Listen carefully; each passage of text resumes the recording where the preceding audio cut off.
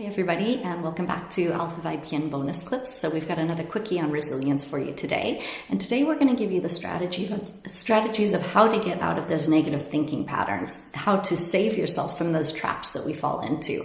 And I've got 3 key steps that you can take. And you can use any one of these, or you can actually combine them. So let me talk you through what the strategies are, and then I'll use that in an example so you can see how to put it to work in your day-to-day life. So strategy number 1 is evidence. When you find yourself falling into a negative thinking pattern, the strategy here is to use data to prove why that negative thought is incorrect. And a helpful sentence starter for that is when that negative thought comes up to say, well, wait a minute, that's not true because, and then provide some data that says why that's not true. And that can stop you from continuing down that road of negativity. Okay? Strategy number 2 is to reframe. And reframing is about looking at something from another perspective and putting a more optimistic and constructive perspective into play. A sentence starter that is helpful here is, well, a better way to look at this is, or you could use a sentence starter, a more helpful way to look at this is, and continue that sentence. Okay? So evidence, reframe, and the third strategy is plan. So as you head down that negative path, make sure that you have a plan for if this difficulty actually materializes, if what you fear actually comes to pass, what are you going to do about it? And the sentence starter here to use is, if X happens, then I will Y. And by building that contingency pattern, that contingency plan in advance, you can remove some of the anxiety and agitation because you know how to deal with the difficulty when it comes up. Okay, so let me give you an example. I talked yesterday about giving presentations, and since this is one that always stresses me out, no matter how many presentations I give, because the stakes are high, it often kicks me into some negative thinking patterns. So let's say I'm going in, I'm giving a presentation to a new organization for the first time, and the stakes are high because if this goes well, I might get a contract for another 10 presentations around the world for other departments within this organization. So it's a stressful situation. So going in, and then one of the negative thinking patterns, if I'm feeling nervous about it, that invariably comes up is, oh, do I know enough? Have I prepared enough? I don't think this is going to go well. They're going to question who I am and why I've been hired to do this, and they're not going to believe what I have to say.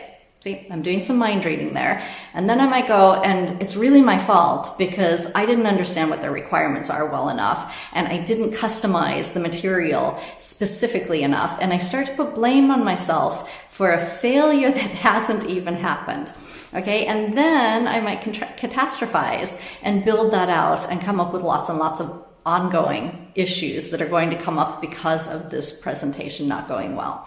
So I'm building up this whole case of scenarios and sapping the energy that I need to do a good job and to take the right action by ruminating on all these possible negative outcomes. None of this is helpful. So what can I do? As soon as I realize I start to go down that path of negativity, I stop myself and I start with the number 1. This isn't going to go well. I don't know enough about what I'm doing, and I won't give a good presentation. Okay, that's the first negative thought because I'm nervous. Now here I can use the first tactic, evidence. So this isn't going to go well, and then I say, wait a minute, that's not true because I've given similar presentations like this 10 times in the past 6 months. Okay, that's evidence. It's hard data that can't be argued with. And so I've done this before. Why would this be any different when the other ones have gone well? Okay, so that's one approach. The other approach is to reframe. And so when I start realizing that I'm going down that path of negativity because I'm feeling nervous and under stress, to say, okay, well, wait a minute. A better way to look at this is something that's really important to me, and so I'm excited about it, and that's why I'm feeling this level of anxiety. Because I have that level of anxiety, physiologically, my body is coursing with adrenaline, and that adrenaline is going to give me the energy that I need to do a good presentation. See, so there I've reframed it, turned it into something that is leading to failure, to something that's going to help me make it a success. Okay, and then the final one is plan. So one of the things that very often I worry about is, what if they ask me a question that I can't answer? And that happens because none of us can know everything, even about a topic that we know a lot about. And so then the approach would be, okay, so if X happens, then Y. If they ask me a question that I can't answer, then I'll get their email address and I'll follow up with the answer tomorrow. Okay? Or if I stutter over my words in my presentation, because that happens sometimes, then I'll make a joke about it and I'll continue on.